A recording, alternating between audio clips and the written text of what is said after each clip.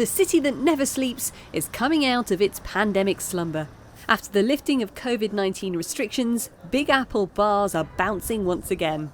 We have picked up a lot. Our business is stronger than it has been in the past, with more people coming in than ever. I feel like a lot more people are feeling comfortable coming outside and going out more. COVID is still going on, right? So we just don't care anymore, I feel like.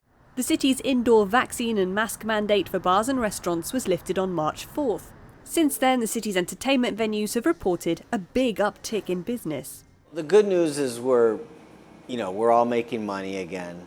All the restaurants and bars, and we're back to selling out shows, which is great. So we are infinitely better and happier, and it's great to have customers again. But there are new challenges that we didn't have pre-pandemic. Businesses are warning they're still not back to pre-pandemic levels, and it'll take more than being busy to make up for the damage of the last 2 years.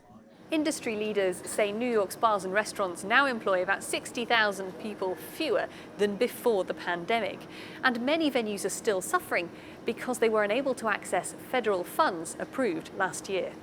About 65% of restaurants and bars in New York that applied for the federal Restaurant Revitalization Fund grant program were shut out when the money was quickly exhausted. So I'm hearing every day from restaurateurs that still owe back rent. They're trying to manage the sky-high inflation and the increased food prices. Labor costs have gone up. So the profit margins were small pre-pandemic, and now it's just even compounded.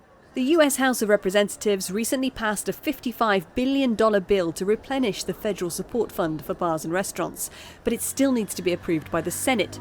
The bar industry is also warning that the city previously celebrated the end of the pandemic, only to be hit by the Omicron wave in the winter, and so the future is still unpredictable. Sarah Walton, CGTN, New York.